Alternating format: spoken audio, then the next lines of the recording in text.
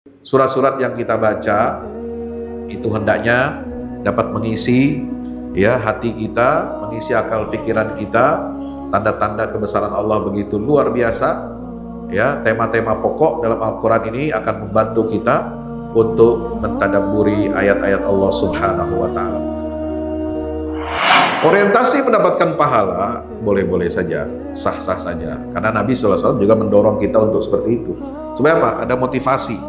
Orang baca Quran itu nggak sembarangan. Ya, sebab Al-Quran ini cahaya, petunjuk dari Allah, maka setiap hurufnya itu bercahaya, dan kalau kita membaca cahaya itu kita akan diberikan 10 pahala kebaikan, keberkahan. Nah, bagaimana kita menjadikan Quran ini lebih berkah dalam kehidupan kita? Bukan hanya kita menabung pahala, menabung simpanan pahala di akhirat, maka Al-Quran memberikan arahan agar kita mentadabburinya. Sebab salah satu tujuan utama Al-Quran diturunkan adalah untuk diapa? Ditadabburi.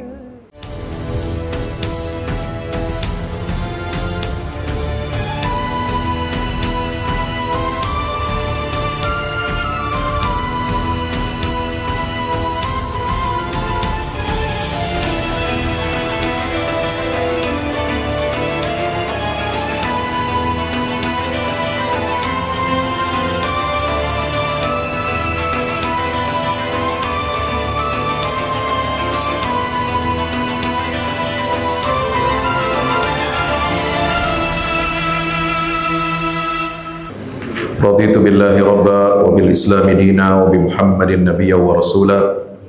Subhanaka la ilma lana illa ma 'allamtana innaka antal alimul hakim. Rabbi zidna ilma warzuqna fahma. Qala Allah Ta'ala fi kitabihil karim wa huwa asdaqul qailin.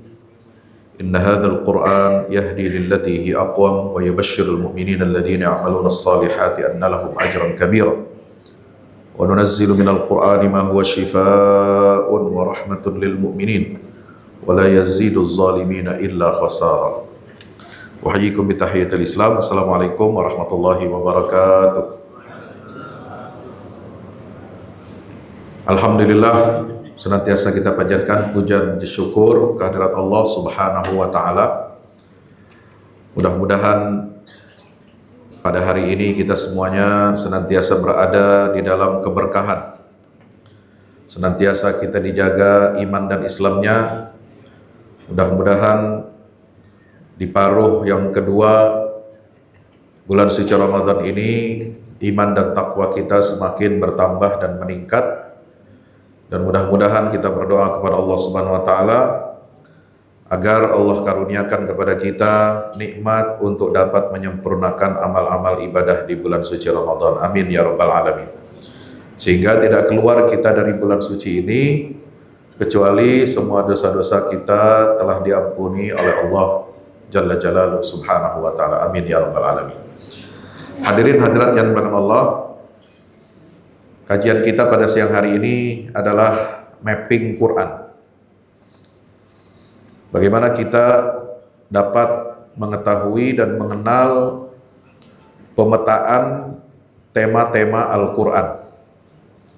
Quran ini terdiri dari berapa? 114 surah ya. Dan 114 surah. 114 surat ini semuanya adalah tauqifi, diatur berdasarkan ketetapan dari baginda Rasul SAW. Baik dari segi namanya, nama surat, juga maupun letaknya, posisinya.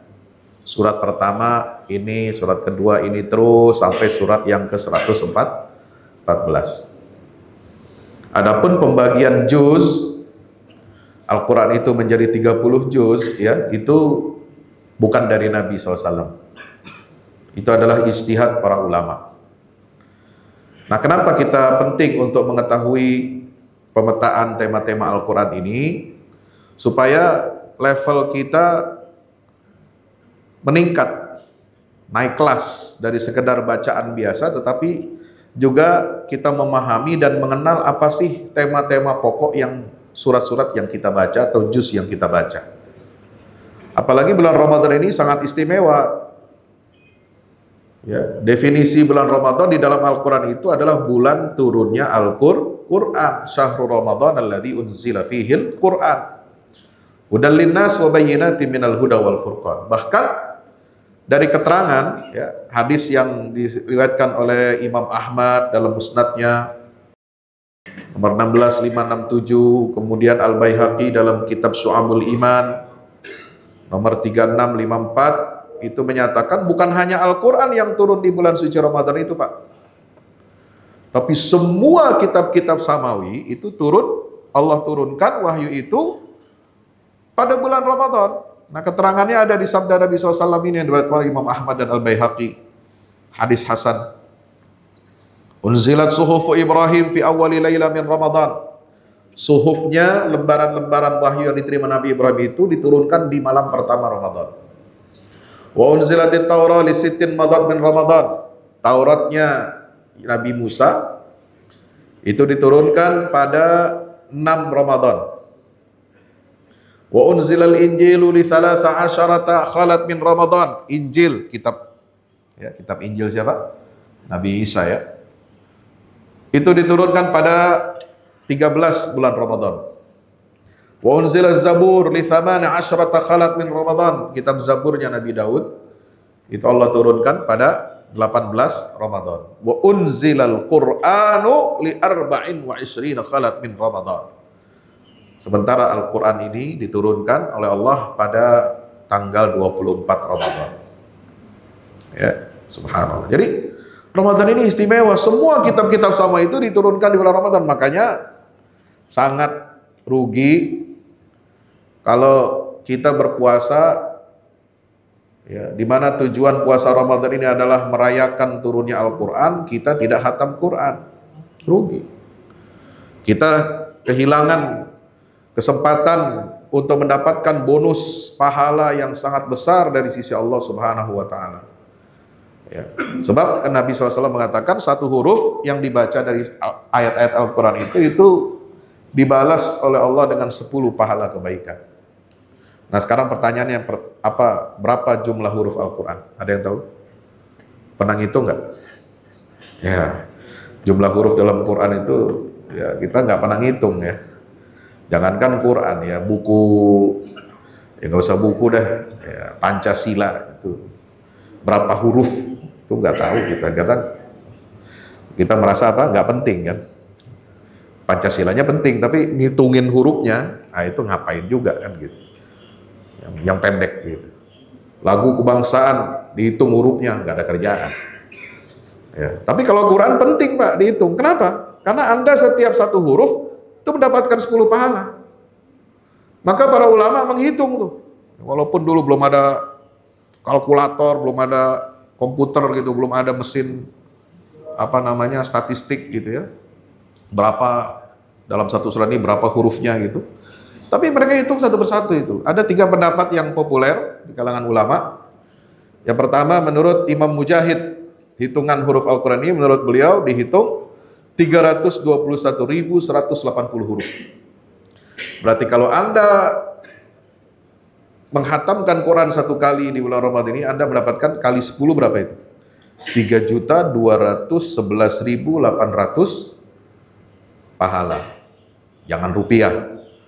Kalau rupiah kekecilan. 3.200.000 cuma dapat $200. Nggak nyampe. Ya. Kecil. Ya. Anda bayangkannya jangan rupiah ya. Ya katakanlah dolar lah. Nah, kalau dapat 3 juta dolar kan lumayan Pak. Walaupun kita kagak ikut oplos 190 triliun kan begitu. Lumayan 3 juta dolar. Ya. Yang kedua ada pendapat dari Imam Atha bin Yasar ya, 323.015 huruf. Kalau dikali 10 berarti 3.230.000 ya. 150 huruf, 50 pahala. Itu lumayan, makin tinggi. Nah, paling mentok huruf Al-Quran ini itu dihitung oleh Imam Salam Abu Hamid Al-Hamani. Itu jumlahnya ada 340.740 huruf dikali 10. Ya, inilah yang menjadi hujjah yang dipakai oleh para ahli qiraat dan para hufaz Al-Quran. Berarti maksimal kita dapat 3.407.400 pahala. Itu satu kali hatam Al-Quran. Ini diriwayatkan oleh Imam Ibnu Katsir dalam tafsir Al-Quranul Azim. Oke. Orientasi mendapatkan pahala boleh-boleh saja, sah-sah saja. Karena Nabi SAW juga mendorong kita untuk seperti itu. Supaya apa? Ada motivasi. Orang baca Quran itu nggak sembarangan. Ya, sebab Al-Quran ini cahaya, petunjuk dari Allah. Maka setiap hurufnya itu bercahaya. Dan kalau kita membaca cahaya itu, kita akan diberikan 10 pahala kebaikan. Keberkahan. Nah, bagaimana kita menjadikan Quran ini lebih berkah dalam kehidupan kita? Bukan hanya kita menabung pahala, menabung simpanan pahala di akhirat, maka Al-Quran memberikan arahan agar kita mentadabburinya. Sebab salah satu tujuan utama Al-Quran diturunkan adalah untuk diapa? Ditadabburi. Bukan cuma dibaca, bukan cuma dijadikan ayat pengusir jin, setan, ya, walaupun ada, ya, ada ayat-ayat ruqyah, tapi bukan itu tujuan utamanya Al-Quran turun. Ya, kalau tujuan utama Al-Quran turun cuma buat ngusir jin sama setan, ya sayang sekali. Ya. Sementara yang dibaca Al-Quran itu cuma ayat-ayat tertentu aja untuk ruqyah. Puluhan ribu yang lainnya kemana? Nggak dibaca. Nah itu. Ya, ini harus kita pahami ya. Afala yatadabbaruna al-Quran am ala qulubin aqfaluha. Apa mereka tidak mentadabburi Al-Quran? Kalau kiranya Al-Quran itu bukan dari sisi Allah, tentu mereka mendapatkan pertentangan yang banyak di dalamnya. Nah, tujuan Al-Quran diturunkan adalah wahada kitabun anzalnahu ilaika mubarakun liyadabbaru ayatihi waliyatadzakkaru ulul albab. Inilah kitab yang kami turunkan padamu wahai Muhammad, penuh dengan keberkahan supaya apa? Mereka tadabburi ayat-ayatnya. Jadi keberkahan itu akan meliputi kita, ya. Itu apabila kita tadabburi ayat-ayatnya, ngerti apa yang kita baca. Sebagaimana dalam surat ayat 29. Apalagi kalau kita tadabburi ini, tadabbur Al-Quran, maka dia akan menjadi cahaya petunjuk. Inna hadzal Qur'an yahdi lillati hi aqwam. Al-Quran ini memberi petunjuk pada jalan yang lebih lurus dan memberi kabar gembira bagi orang-orang mukmin. Wa yubasysyirul mu'minina alladzina ya'maluna as-salihati anna lahum ajran kabira. Bahkan Al-Quran itu harus kita fungsikan bagaimana? Kita harus fungsikan dia menjadi obat penawar bagi setiap masalah kehidupan. Itu kalau bisa kita tadabburi dengan baik. Ya. Maka Nabi SAW menekankan pentingnya tadabbur. Orang yang membaca Quran dan ia mahir. Nah itu mahir itu maksudnya apa? Mahir dalam membaca dan memahaminya. Maka dia ketika dia membaca, dia memahami itu, dia bersama para malaikat yang mulia dan taat. Ma'as-safaratil kiramil barar. Tapi apakah orang yang nggak bisa baca lancar, nggak kenal, lalu kemudian dia tidak usah baca Quran? Enggak. Kata Nabi, walladzi yatata'ta'u fihi. Orang yang membaca Quran dengan terbata-bata, susah bacanya. Ya, susah payah mempelajarinya. Maka tetap kata Nabi, dia akan mendapatkan 2 pahala. Ya, tapi kalau dibandingkan dengan 10 kan sayang. Ya, kalau cuma kedua pahala itu kata istilah kita itu eman-eman, sayang-sayang gitu. Nah kalau bisa kita bisa baik dalam membacanya dan juga baik dalam memahaminya. Maka tadabbur Quran ini ujungnya adalah melahirkan akhlak, ya. Melahirkan akhlak sebagaimana Nabi SAW disebutkan oleh istri beliau Aisyah, akhlak Nabi itu adalah Al-Quran. Nah, maka itu saya mengajak ya teman-teman semua, para jamaah di bulan Ramadan ini, ayo kita tingkatkan kualitas bacaan kita, ya, yatlunahu haqqa tilawatih, ya, dengan mengerti, dengan mengenal minimal tema-tema besar Al-Quran inilah. Supaya apa? Dia bisa menjadi solusi, dia bisa menjadi panduan hidup, dia bisa menjawab persoalan-persoalan, tantangan-tantangan modernitas, ya, sehingga Al-Quran ini hidup dalam kehidupan kita. Bukan hanya hidup di dalam mushaf, di dalam tablet atau gadget kita, tapi dia cahaya petunjuknya itu apa?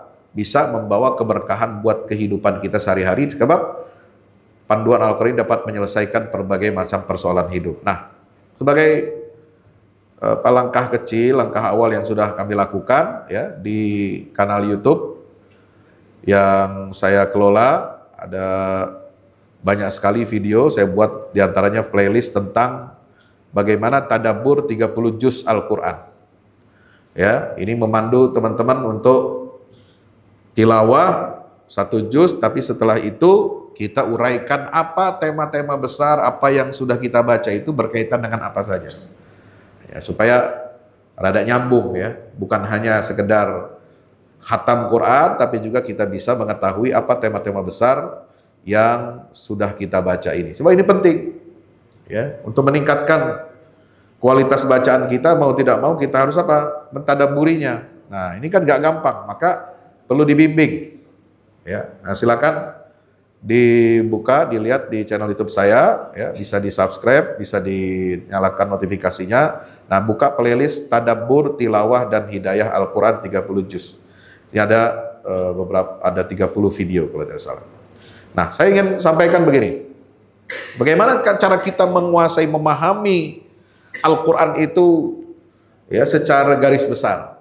Ya, tentu tidak mungkin kita merincinya. Kalau merinci 30 juz Al-Quran itu wah, ulama saja yang level ilmunya ya di atas rata-rata, itu rata-rata menulis tafsir Al-Quran itu di akhir hayatnya. Ya, setelah dia menguasai belasan atau puluhan ilmu-ilmu yang menjadi syarat bagi seorang mufassir. Ya, tapi untuk memahaminya, nah kita dimudahkan.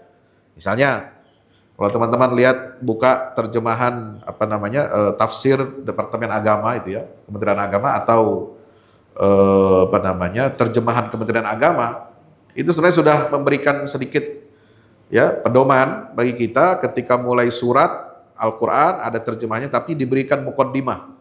Apa tema besar isi surat ini, kemudian apa hubungannya dengan surat sebelumnya, kemudian apa hubungannya nanti surat ini dengan surat yang ada setelahnya. Nah itu. Jadi sudah ada. Nah, persoalannya kita jarang membaca itu, ya.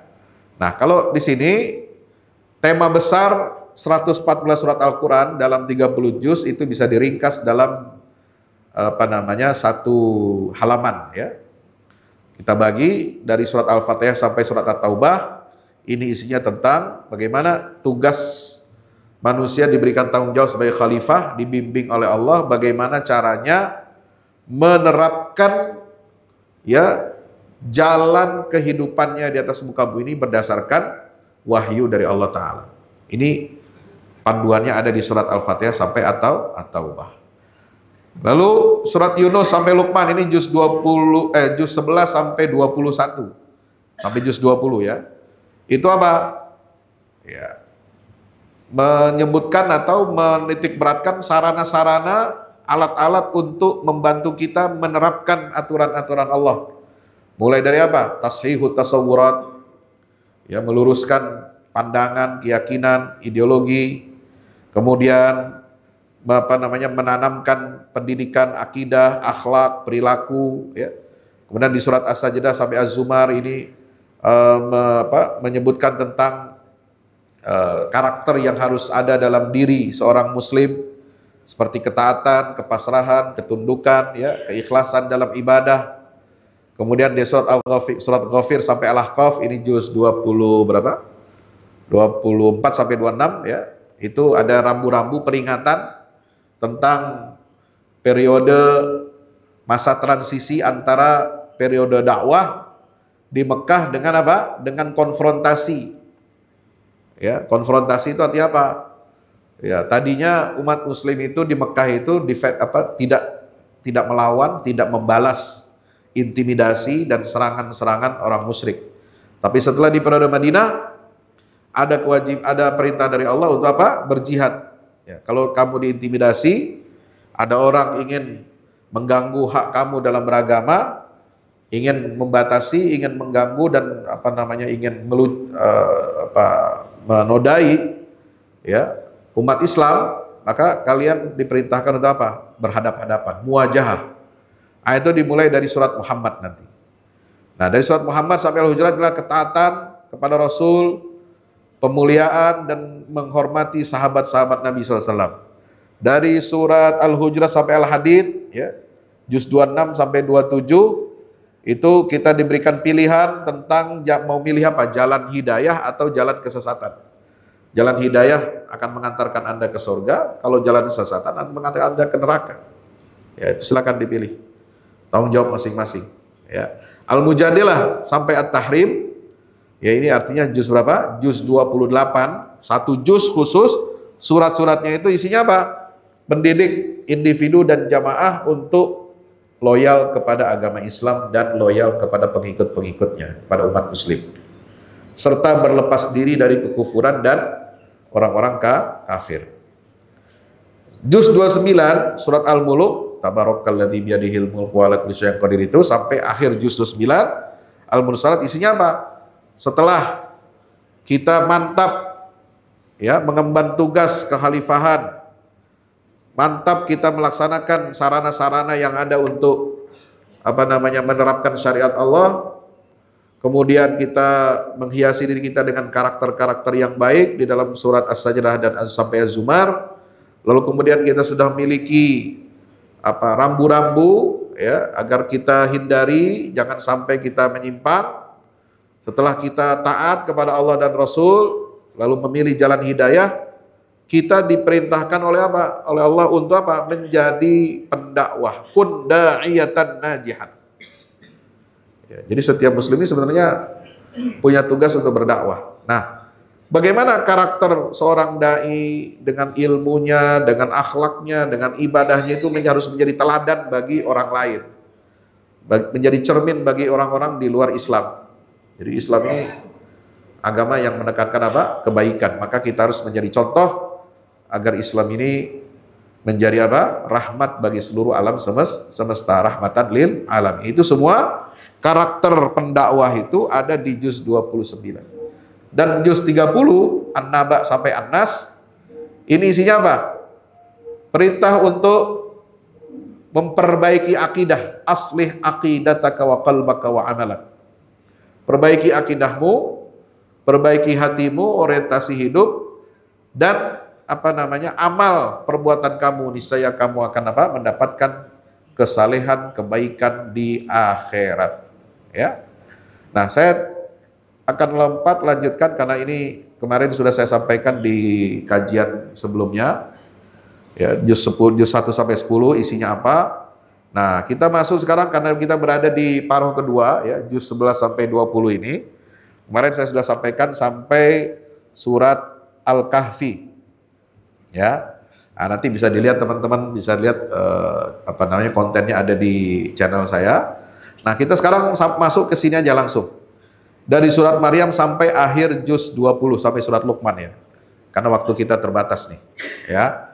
Walaupun siang-siang begini nggak ada jam makan siang, tetapi kan kita pengennya gogoleran aja gitu ya. Kita ini mulai dari Maryam aja nih ya. Karena kemarin ini sudah, nanti bisa tinggal lihat videonya. Belum selesai diedit ya. Ini surat Maryam, apa isinya? Ini isi surat Maryam ini menarik ya, tentang pentingnya parenting. Apa itu parenting? Pengasuhan, pola asuh. Ya, ibu dan bapak untuk apa? Mencurahkan perhatian agar mereka mewariskan nilai-nilai agama dan amanah memikul agama ini kepada anak-anak kita, penerus kita, generasi penerus kita. Itu penting. Ini surat Maryam, pesan utamanya itu. Makanya dipakai nama Maryam. Maryam ini ibunya Nabi siapa? Nabi Isa. Nabi Isa. Ibunya Nabi Isa ini orang yang wanita yang suci, wanita yang betul-betul menjaga dirinya, wallati ahsanat farjaha, menjaga kemaluannya. Ya. Ketemu malaikat Jibril aja dia gemeteran. Padahal malaikat Jibril udah berubah jadi manusia itu. Ya. Jangan dekat-dekat saya nggak pernah lihat laki-laki. Nggak pernah lihat laki-laki itu. Ya. Disentuh aja gak pernah. Emang zaman sekarang ya susah cari perempuan yang nggak pernah lihat laki-laki dan nggak pernah disentuh laki-laki, ya, yang bukan muhrim. Nah, itu Maryam itu menunjukkan apa? kualitas seorang ibu, ya, itu betul-betul dia harus menjaga harga diri, menjaga kemaluannya, ya, sehingga dia dipilih oleh Allah Subhanahu wa taala untuk melahirkan sosok Nabi Isa alaihi salam. Ya, maka di sini apalagi dalam surat Maryam itu nanti ada kisah, bukan hanya tentang kisah tentang kelahiran Isa dari Maryam, tapi juga ada kisah tentang Zakaria dan Yahya. Itu di awal surat Maryam itu. Dzikru rahmatika abdahu Zakaria. Fayahmilu mas'uliyatahu wa hafazu alaihi wa ya'khudunahu biquwwah wa yansurunahu fil afaq. Supaya apa?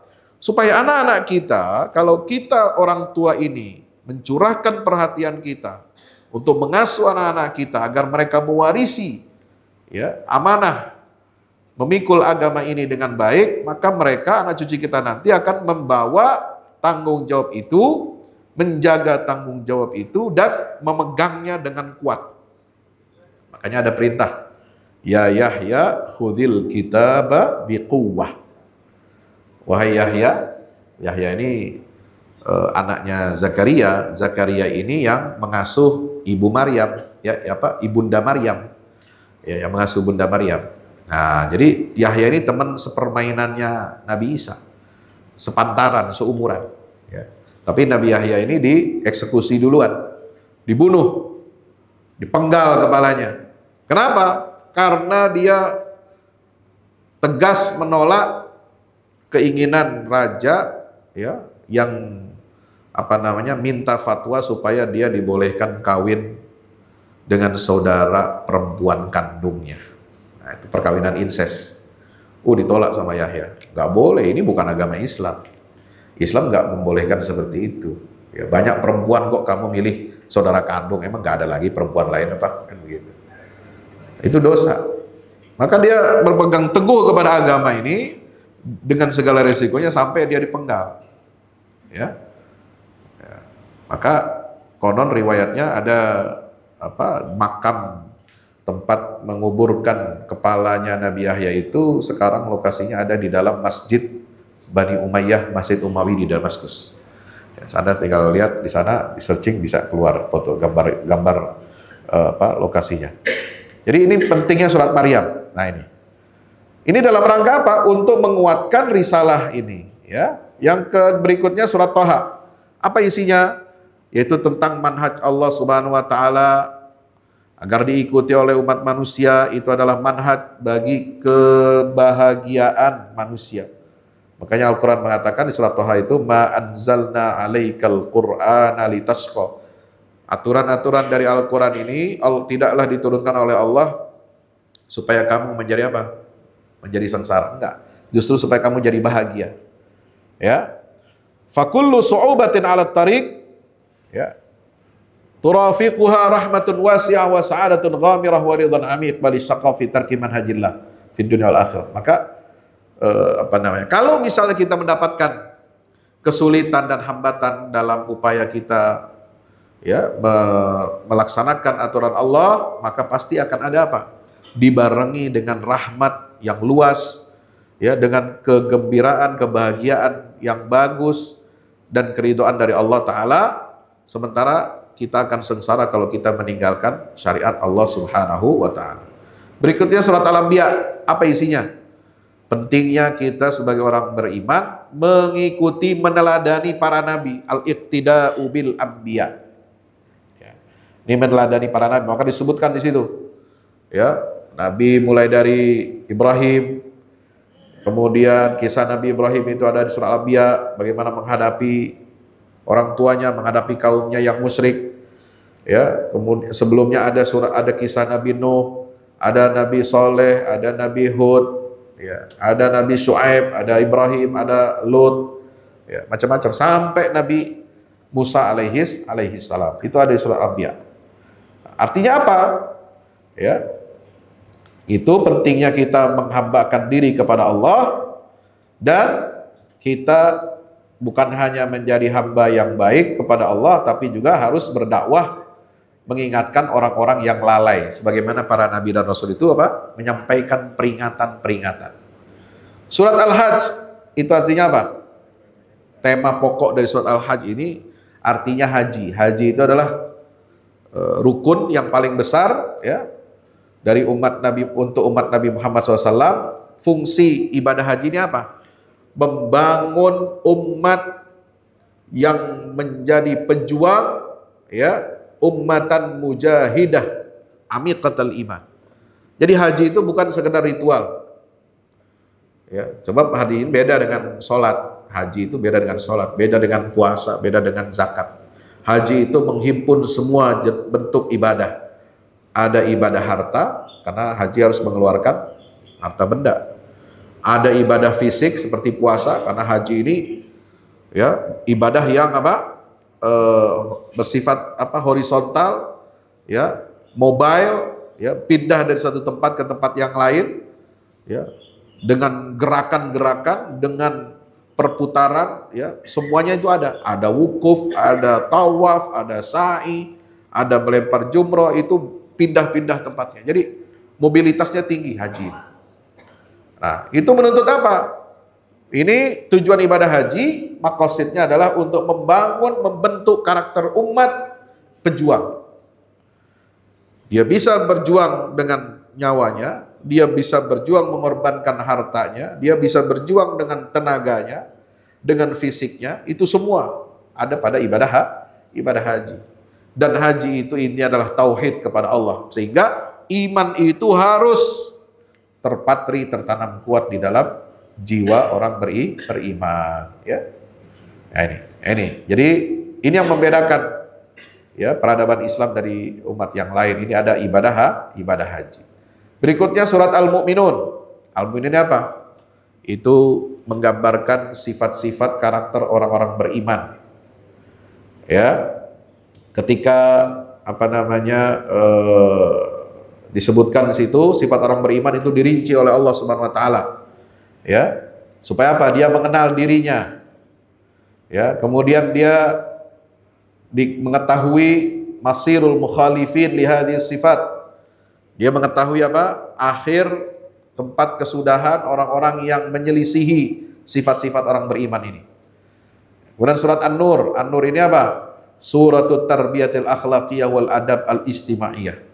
Surat yang isinya tentang ya, pendidikan akhlak, ya, adab-adab sosial. Maka di dalam surat An-Nur ini lengkap. Ya, itu aturan-aturan syariat apa mengatur hubungan sosial umat manusia. Ya, tidak boleh ada pelanggaran terhadap hak-hak kesusilaan. Ya, terutama yang berkaitan dengan apa? Kemaluan akal pikiran. Ya, maka di situ ada hukuman bagi orang yang minum khamar, hukuman bagi orang yang berzina, hukuman bagi orang yang menuduh orang lain berzina, itu. Kemudian ada berbagai macam bentuk hukuman dan mengatur masalah keluarga, ya, li'an dan lain sebagainya. Ya, maka itu adab-adab istimaiyah, adab-adab sosial, pendidikan akhlak, ya, menjaga adab dan etika di dalam dan di luar rumah, menjaga kehormatan, menjaga kaum perempuan, itu semua ada di dalam surah An-Nur, surat cahaya. Berikutnya surat Al-Furqan. Ya, surat ini membedakan antara yang hak dan yang batil. Itu. Jadi surat Al-Furqan ini itu saudara akan dibawa untuk menyelami bagaimana hakikat ya Al-Quran ini sebagai pembeda antara yang hak dengan yang batil. Surat Asy-Syu'ara, ya, surat ke-26. Apa isinya? Tausilu risalatillah bi ahsani wasilatin mumkinah fi zaman wal makan. Surat Asy-Syu'ara ini adalah untuk fungsinya menyampaikan risalah Allah kepada manusia dengan cara yang terbaik. Ya. Mengikuti perkembangan waktu dan tempat. Ya, nah itu. Jadi Asy-Syu'ara ini menegaskan tentang itu. Jadi bagaimana cara kita menyampaikan dakwah ya kepada halayak luas tapi dengan cara yang efektif. Ya, yang sesuai dengan perkembangan zaman dan perkembangan tempat. Ya, itu surat Asy-Syu'ara. Surat An-Naml. Ya, surat An-Naml ini isinya apa? Itu mengingatkan kepada kita bahwa ibadah, akidah ibadah itu bukan hanya ya rutinitas, bukan hanya ritual, bukan hanya ibadah biasa, simbolik, tidak. Tapi yang disebut dengan keberagamaan itu harus melahirkan peradaban. Maka surat An-Naml menggambarkan kepada kita bahwa peradaban muslim itu harus unggul, harus menguasai apa? Menguasai teknologi, harus menguasai bahasa, harus menguasai skill. Sebagaimana peradaban yang dibangun oleh Nabi Sulaiman alaihissalam. Nabi Sulaiman itu apa? Bisa bicara dengan binatang, ya, bisa bicara dengan burung, wa ulimna mantiqat thair, kemudian bisa menundukkan angin, ya.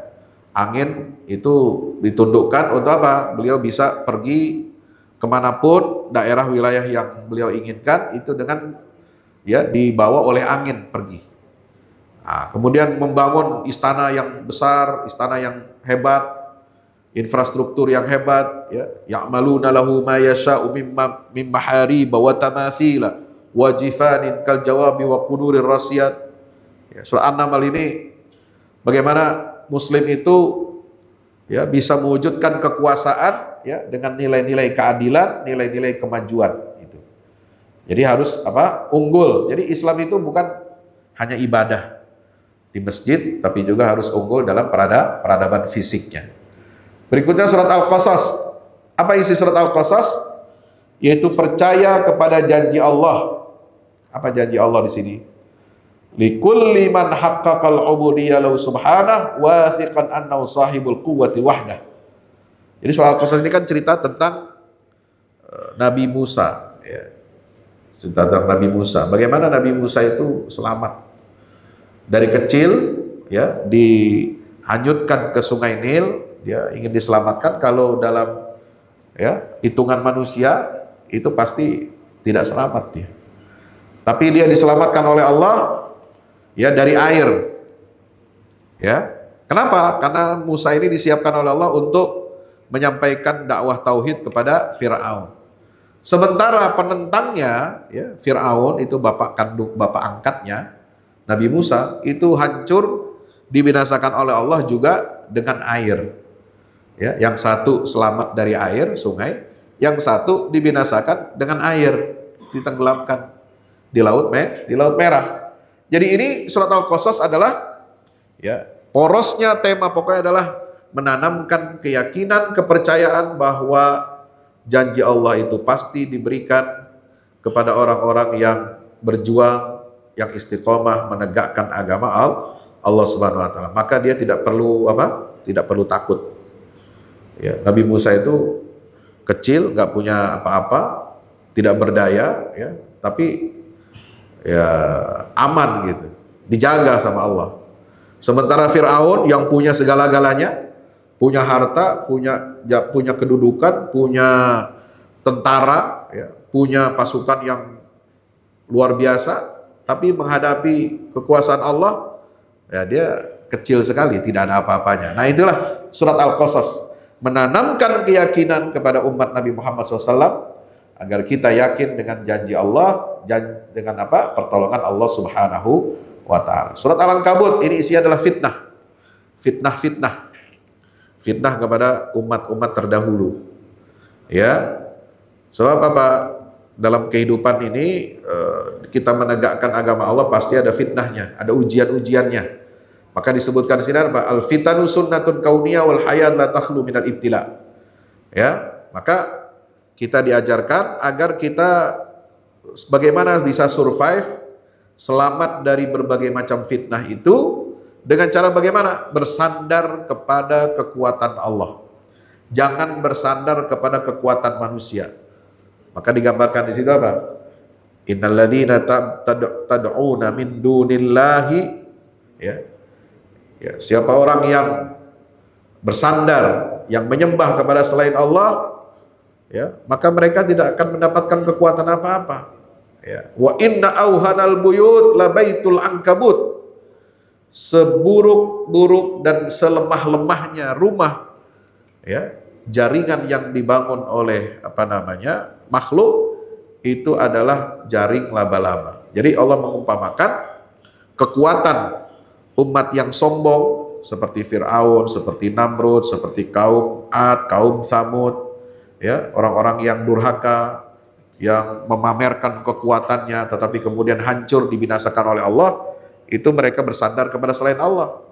Kalau bersandar kepada selain Allah, maka ibaratnya sarang laba-laba, dia mengira sudah membangun rumah sarang yang kuat, tetapi ternyata lemah, keropos dan rapuh. Nah, itu. Jadi sarang laba-laba itu kelihatannya kuat, tapi dia mudah untuk dijebol, mudah untuk diruntuhkan.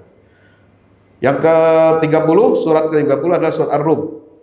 Ayat-ayat Allah itu nampak di hadapan mata kita, ya, di alam semesta, menyingkap kebenaran bahwa Allah itu adalah satu-satunya zat yang berhak untuk kita sembah. Nah, ini kita diajarkan tentang itu. Jadi tentang ayat-ayat Allah, ya, yang ada di alam semesta. Ada ayat tentang manusia ini diciptakan berbeda-beda warna kulitnya, berbeda bahasanya, ya. Ada ayat Allah tentang alam semesta, ada ayat Allah tentang perkawinan, ya, fenomena bagaimana perkembangbiakan manusia ini dikembangkan oleh Allah dengan sedemikian rupa, membangun peradaban. Nah, itu menunjukkan apa? Menyatakan akan pentingnya kita menguasai sunnah-sunnah Allah di alam semesta. Terakhir di surat Luqman, nah ini kembali fokusnya adalah pendidikan akidah kepada anak-anak kita. Maka sebagai orang tua, sebagai bapak, ini punya peran sangat besar untuk mendidik anak-anak kita seperti halnya Luqman. Luqman ini bukan nabi, Luqman ini bukan orang populer, tapi namanya disebut oleh Allah dalam Al-Quran. Contoh bapak yang baik, bapak yang bertanggung jawab terhadap pendidikan anak-anaknya. Di mana Luqman, asalnya dari mana, dikubur di mana, sosoknya seperti apa, nggak digambarkan dalam Al-Quran. Tapi dia pasti ada, tapi disembunyikan, dirahasiakan, menjadi sesuatu yang misterius sosok Luqman ini. Tapi yang perlu untuk kita jadikan pelajaran adalah bagaimana perjuangan seorang ayah untuk menyiapkan generasi penerus berikutnya, ya, dengan kekuatan akidah, dengan kekuatan ibadah, dan dengan kekuatan akhlaknya. Maka di situ, ya bani ya aqim, ya bunayya aqimis shalah, ya bunayya, ya jangan kamu sombong, ya bunayya, jangan kamu tinggalkan ini dan sebagainya. Kemudian ada ajakan dari Luqman ini mengajarkan amar ma'ruf dan nahi mungkar kepada anak-anaknya. Nah, itu luar biasa. Jadi surat-surat yang kita baca itu hendaknya dapat mengisi, ya, hati kita, mengisi akal pikiran kita. Tanda-tanda kebesaran Allah begitu luar biasa, ya. Tema-tema pokok dalam Al-Quran ini akan membantu kita untuk mentadabburi ayat-ayat Allah Subhanahu wa Ta'ala. Mudah-mudahan di bulan suci Ramadan pemahaman kita terhadap Al-Quran semakin baik dan semakin meningkat, ya, dan kita insya Allah mendapatkan cahaya, mendapatkan keberkahan Lailatul Qadar, mendapatkan keberkahan Ramadan, dan insya Allah akan membentuk jiwa yang bertakwa kepada Allah Subhanahu wa Ta'ala. Demikian dapat saya sampaikan, mudah-mudahan bermanfaat. Aku qouli hadza, astaghfirullah li wa lakum. Wassalamualaikum warahmatullahi wabarakatuh.